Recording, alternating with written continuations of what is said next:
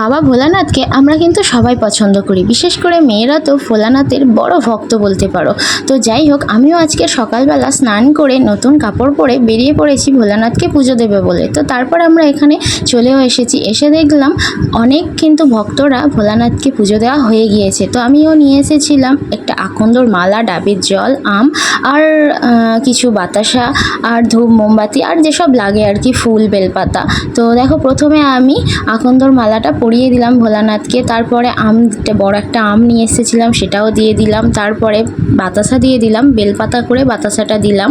তো যাই হোক, আর তোমরা বলতে পারো যে তোমার এখানে ভোলানাথ কই, দেখা তো যাচ্ছে না। অবশ্যই, তো ভোলানাথের এত ভক্ত রয়েছে যে ভোলানাথ কিন্তু মানে ভক্তদের যে ফুলের মালা, আম আর যে বেলপাতায় কিন্তু চাপা পড়ে গেছে। আমাদের এই যে দেখো, আমি যে মানে ভাঁড়টার মধ্যে আর কি দিচ্ছি এগুলো, আর ভোলানাথটাকে ওখানেই বসানো রয়েছে। তো একটা শিবলিঙ্গ আছে আর কি, তো সেটা এই যে ফুলগুলো আছে এতে চাপা পড়ে আছে আর কি। ভোলানাথ কিন্তু মানে ভোলানাথকে ছাপিয়ে গিয়েছে ভক্তদের মানে কি বলবো, ভক্তি শ্রদ্ধা আর কি। তো যাই হোক, এরপরে দেখো আমি যে ঘটিতে করে মানে গঙ্গা জল, দুধ আর ঘি, মধু মিশিয়ে নিয়ে এসেছিলাম, ওটা ভোলানাথকে স্নান করিয়ে দিয়ে দিলাম। আর আমি এখানে একটা আমার বলা ভুল হলো, এটা হচ্ছে ধুতরা ফল। তো আমি ধুতরা ফলটা দিয়েছি কিন্তু ক্যামেরাতে আসছে না। আমার ধুতরা ফলটা একটু ছোট মতো আর কি, আমার গাছেই হয়েছে, আমাদের গাছে ধুতরা ফলটা হয়েছে।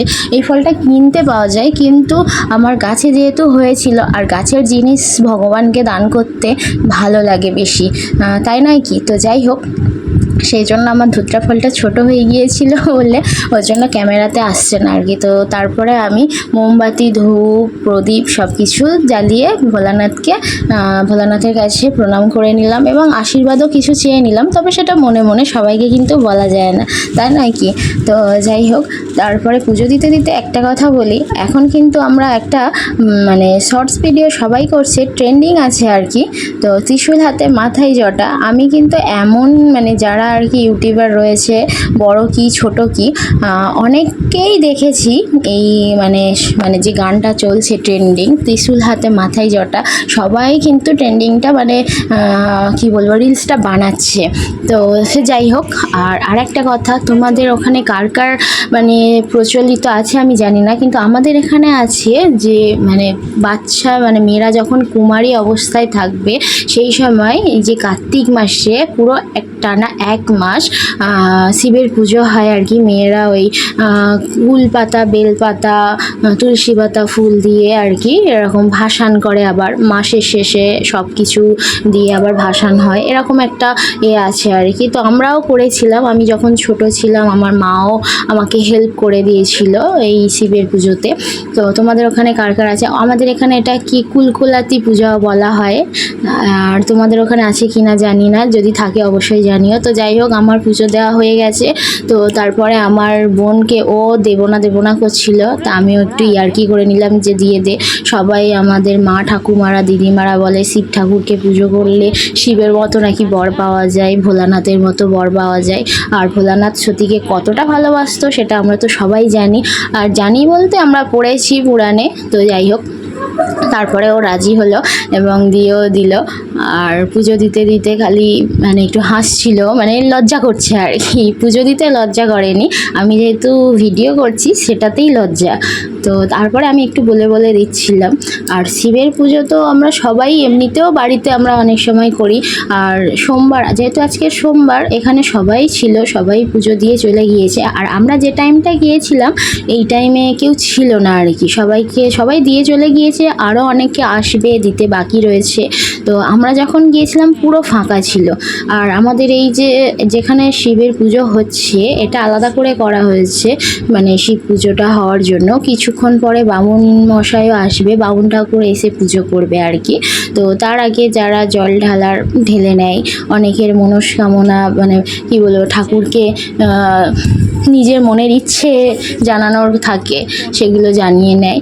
তো যাই হোক, তো দেখো ও খুব সুন্দর, আমি যেমনভাবে করেছি ও কিন্তু কিন্তু আমার মানে পদ্ধতিগুলো দেখেছে, ওর মধ্যে আমি একটু বলে দিয়েছি ঠিক কথা, কিন্তু ও কিন্তু নিজের করবো না বললেও নিজের মতোই কিন্তু ঠিক করেছে।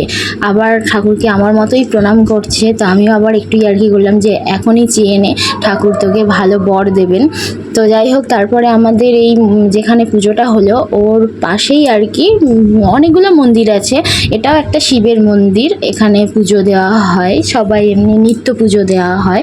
তো এখানেও দিয়ে দিলাম, যেহেতু আশেপাশে অনেকগুলো মন্দির আছে, তো সবাইকে না দিয়ে পুজো না দিয়ে চলে যাওয়াটা ঠিক নয়। যেহেতু শিব ঠাকুরকে পুজো দেবো বলে এসেছি, শুধুমাত্র শিব ঠাকুরকে পুজো দিয়ে চলে যাব এমনটা তো নয়, যেহেতু পাশে মন্দিরগুলো রয়েছে।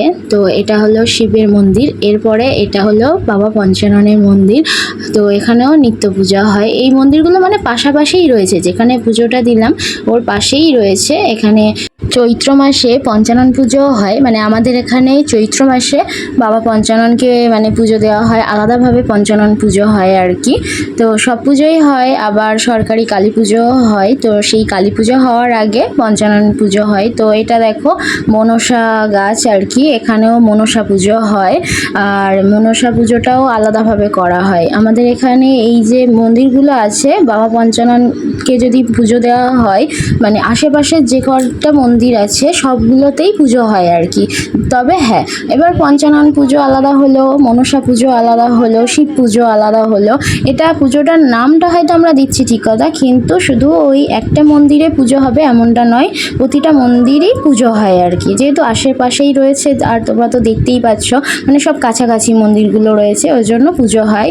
আর তারপরে দেখো এটা সেই পীর বাবার মন্দির, তো ওখানেও পুজো দিলাম, তারপরে মা মনসার কাছে একটু প্রণাম করে নিলাম, পীর বাবার কাছে প্রণাম করে বাড়ির দিকে চলে গেলাম। টাটা।